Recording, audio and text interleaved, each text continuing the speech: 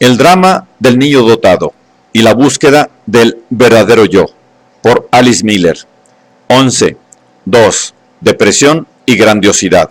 Dos formas de la renegación. La depresión como renegación del yo. La depresión puede entenderse, pues, como un síntoma directo de la pérdida del yo, que consiste en la renegación de las propias reacciones afectivas y sensaciones. Esta renegación empezó al servicio de la adaptación necesaria para la vida, por miedo a perder el amor durante la infancia. De ahí que la depresión remita a un trauma muy temprano.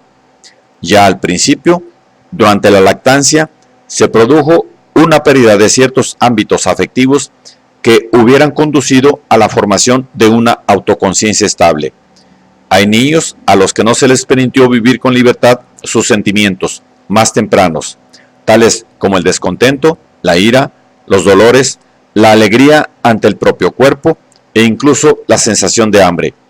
A veces se oye a madres contar con orgullo que sus bebés han aprendido a contener el hambre y, distraídos con halagos, esperan tranquilamente la hora de la comida.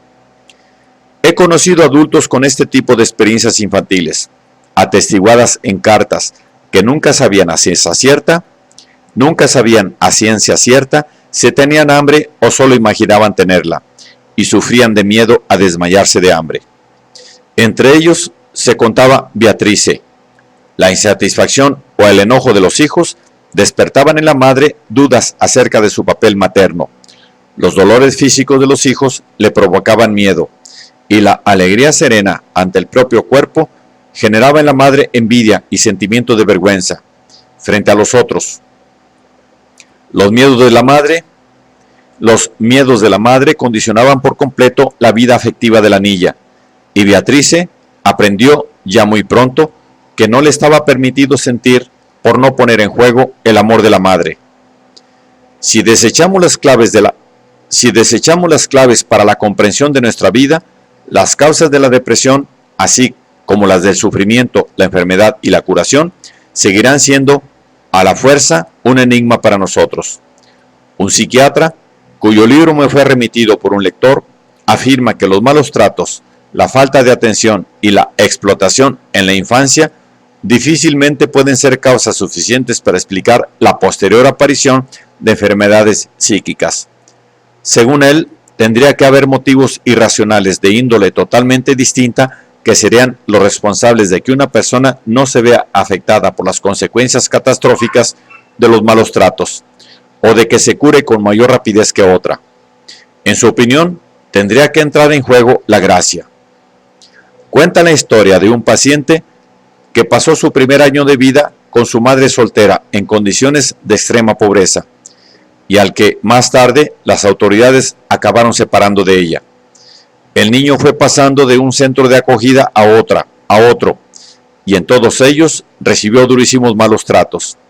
Sin embargo, cuando empezó un tratamiento psiquiátrico, su estado mejoró mucho más rápido que el de sus compañeros de infortunio, cuyas historias personales presentaban abusos menos espectaculares. ¿Cómo pudo ese hombre, víctima de tantas crueldades en su infancia y juventud, liberarse tan rápidamente de sus síntomas? ¿Fue acaso por obra y gracia de Dios? Mucha gente prefiere este tipo de explicaciones y evita así las cuestiones decisivas. Pero no deberíamos preguntarnos quizá por qué Dios no se mostró dispuesto a ayudar también a los otros pacientes de aquel psiquiatra, y mucho menos al paciente en cuestión cuando de niño era vapuleado sin compasión. ¿Fue realmente la gracia de Dios la que asistió a ese hombre en la edad adulta? ¿O podría ser la explicación mucho más sencilla? Si ese hombre tuvo una madre que, pese a la pobreza, fue capaz de darle verdadero amor, protección y seguridad en su primer y tan decisivo año de vida, después estuvo mejor preparado para elaborar los malos tratos posteriores que alguien cuya integridad se vio herida desde el primer día de vida, que no tuvo derecho alguno a vivir su propia vida y que, desde el principio, hubo de aprender que el único sentido de su existencia consistía en hacer feliz a su madre. Tal fue el destino de Beatrice, mi paciente. En su juventud no fue brutalmente maltratada, pero de muy pequeña tuvo que aprender a no llorar, a no tener hambre ni necesidades para hacer feliz a su madre. Primero padeció de anorexia y más tarde, durante toda su vida adulta, de profundas depresiones. Aferrarse a las ideas tradicionales sobre el amor y la moral sin criticarlas es un buen método para ocultar o reprimir los hechos reales de la propia historia. Pero sin el libre acceso a tales hechos, las raíces del amor permanecerán cortadas. No es de extrañar, pues, que el deseo de tener relaciones cariñosas, generosas y comprensivas resulte infructuoso. No podemos amar realmente si nos está prohibido ver nuestra verdad, aquella sobre nuestros padres y educadores, y también la verdad sobre nosotros mismos. Solo podemos actuar como si amáramos, pero este comportamiento hipócrita es lo contrario del amor. Confunde y engaña, y sobre todo, produce en el otro una rabia impotente que deberá ser reprimida, que nunca podrá vivirse conscientemente, y por tanto tendrá efectos destructivos, en especial cuando el afectado dependa de su fe en ese supuesto amor. Ser más sincero, es decir, también menos destructivo, es algo que ayudaría a mucha gente si los líderes religiosos reconocieran esas simples leyes psíquicas. En vez de ignorarlas, tendrían que mezclarse un poco más entre la gente y observar el inmenso daño que ocasiona la hipocresía en las familias, en la vida pública y en la sociedad en general. La carta que me envió Vera, y de la que cito aquí un pasaje por deseo suyo, ofrece un claro ejemplo de la confusión producto de la hipocresía. La historia de Maja, que seguirá a la de Vera, muestra a su vez cómo pudo sentir un amor espontáneo por su propio hijo después de que lograra eliminar la represión de su pasado. Vera, de 52 años, me escribió: fui alcohólica durante muchas décadas y me liberé del alcohol gracias a los grupos de AA. Quedé tan agradecida por esta liberación que durante 11 años asistí a todas las reuniones e intenté desoír todas mis reflexiones críticas. Tampoco quise advertir las primeras manifestaciones de una enfermedad latente, llamada esclerosis múltiple, así como el incremento de mis crisis depresivas. Ahora, al cabo de 3 años de terapia, sé por fin cómo llegaron, y quizá tuvieron que llegar a producirse estos síntomas angustiantes para que yo pudiera tomar en serio mis preocupaciones, mis percepciones y mis síntomas. Durante las reuniones me indignaba siempre que se hablaba del amor incondicional, que supuestamente nos brindaban todos los integrantes del grupo. Yo misma me explicaba mi indignación por el hecho de no haber tenido ninguna experiencia de amor verdadero, que nunca me fue dado de niña, y no poder, por tanto, cimentar en mí la confianza en que éste existiera realmente. Eso, al menos, era lo que nos decían. Como estaba tan hambrienta de amor, yo quería creer en esas afirmaciones. Y si pude creer en ellas, fue porque la hipocresía era el pan de cada día, ese pan que mi madre me daba, y yo nunca había probado otro. Pero ahora lo tengo claro. Solo el niño necesita sin falta el amor incondicional, y solo el niño podemos y debemos dárselo. Y solo al niño podemos y debemos dárselo. Es decir, querer y aceptar al niño que se nos confía, haga lo que haga, ya llore o sonríe contento. Pero amar incondicionalmente a un adulto, al margen de lo que haga, nos llevaría a intentar querer también a un frío asesino de masas o a un mentiroso redomado por el mero hecho de que pertenezca a nuestro grupo. ¿Podemos hacer esto? ¿Deberíamos hacerlo? ¿Por qué? ¿A quién le aprovecharía? Cuando afirmamos querer incondicionalmente a un adulto, no hacemos sino demostrar nuestra ceguera y falta de sinceridad. Vera tiene razón. Los adultos no necesitamos un amor incondicional, ni siquiera de nuestros terapeutas. Esa es una necesidad infantil, que más tarde ya no puede ser satisfecha. Quien no ha hecho el duelo por esa pérdida en la infancia, está jugando con ilusiones. Lo que necesitamos de nuestros terapeutas es sinceridad, respeto, confianza, empatía y comprensión, así como la capacidad de esclarecer nuestros propios sentimientos sin dejarnos agobiar por ellos. Y esto podemos conseguirlo, pero cuando alguien nos prometa amarnos incondicionalmente, tenemos que cuidarnos de él. Si Vera encontró en 3 años algo que no había podido encontrar durante largas décadas de búsqueda, fue gracias a su determinación a encontrar la verdad y a no dejarse engañar por más tiempo. En este camino contó con el apoyo de las experiencias con su cuerpo. Maja, de 38 años, llega una semana después del nacimiento de su tercer hijo y cuenta lo libre y vital que se siente con el bebé. Lo más llamativo es la diferencia con respecto a las 2 veces anteriores, en las que tuvo la sensación de ser utilizada en forma constante e indiscriminada, y hasta explotada por el niño, y se rebeló contra las justificadas exigencias de éste, por lo que se sintió totalmente mala al hacerlo, separada de sí misma como en la depresión. Pensó que tal vez era una rebelión contra las exigencias de su madre, actitud que antes solo se daba con los propios hijos, pero esta vez no ocurría nada parecido. El amor por el que allí había luchado le llegaba ahora con total espontaneidad, añadió. Estaba disfrutando de su unidad con el hijo y consigo misma. Luego empezó a hablar de su madre en los siguientes términos. Yo era la perla en la corona de mi madre. Ella decía siempre, en Maja se puede confiar, sabe hacer las cosas.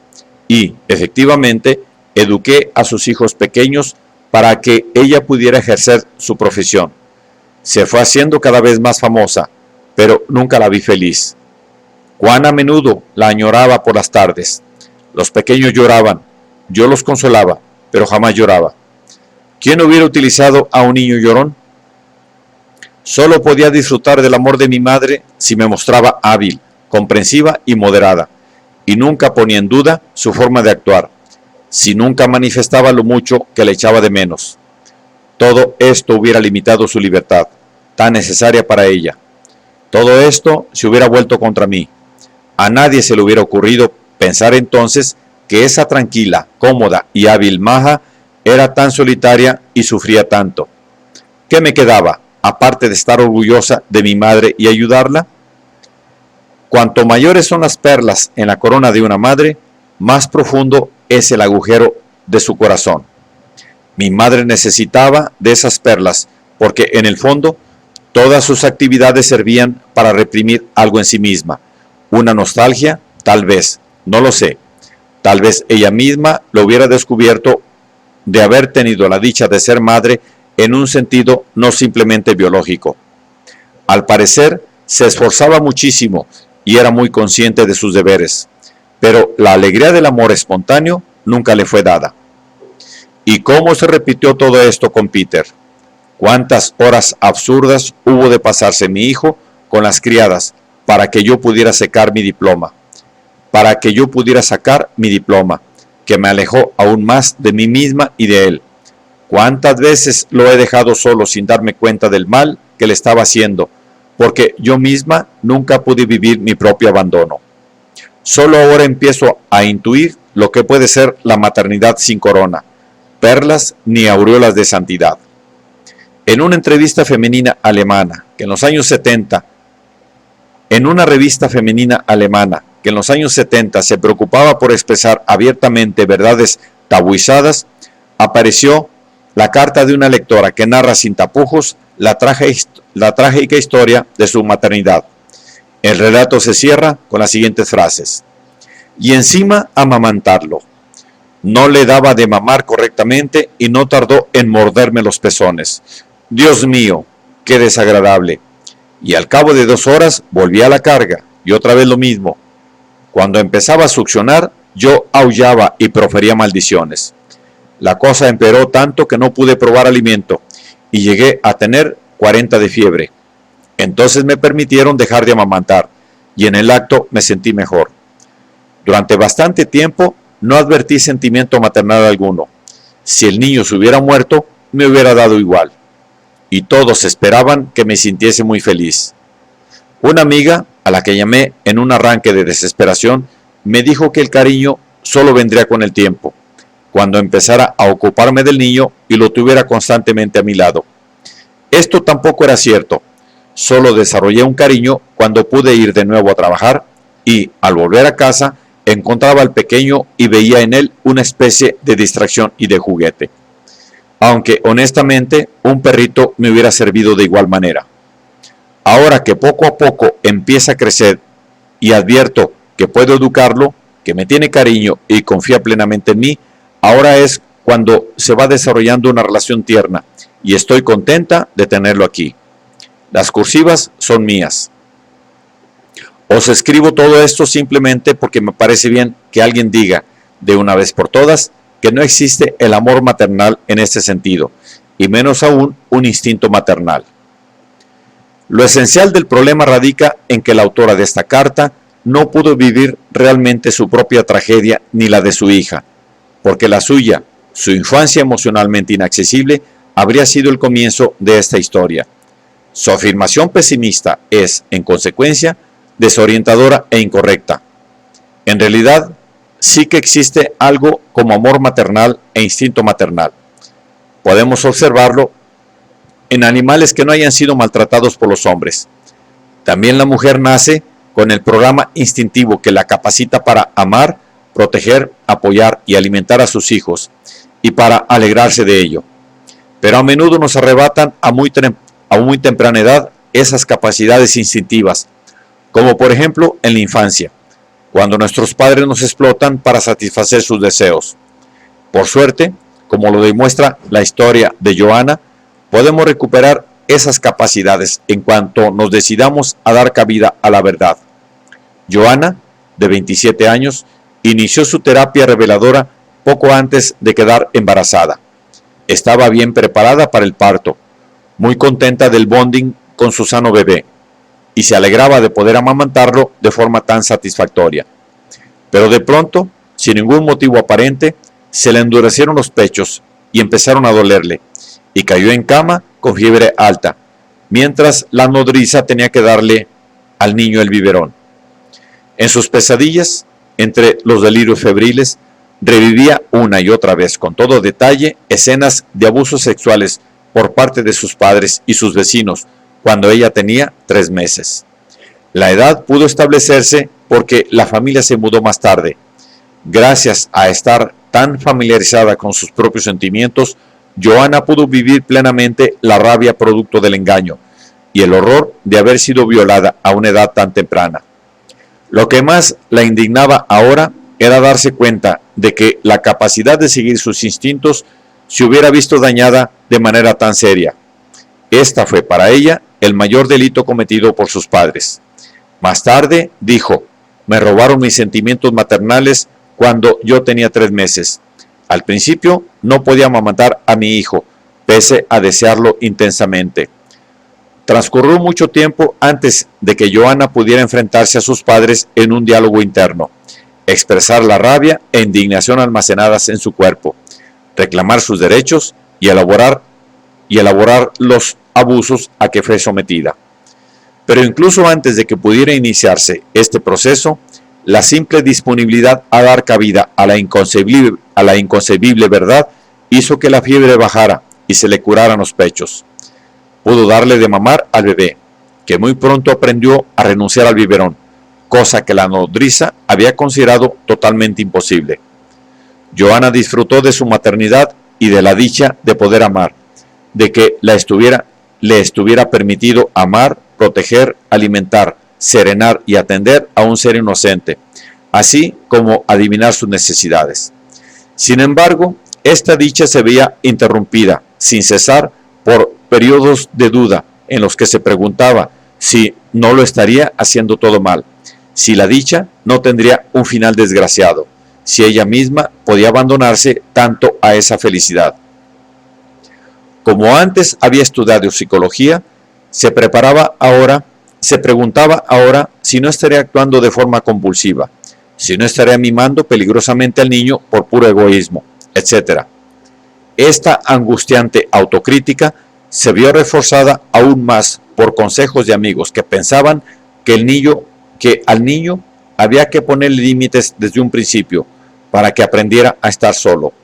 De lo contrario, se convertiría en un tirano. Aunque Johanna hubiera rechazado tiempo atrás estas opiniones, en el caso de su propio hijo, no logró eludir la inseguridad que se abría paso en ella.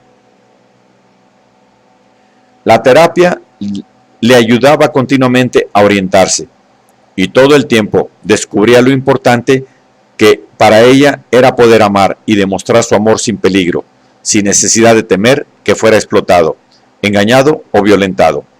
Eso la hacía sentirse otra vez ella misma, como antes, en los malos ratos que tan temprano le infligieran. En sus enfrentamientos internos con los padres, no tenía más remedio que decirles: quiero a Michael y quiero quererlo. Mi alma necesita este amor como mi cuerpo necesita aire.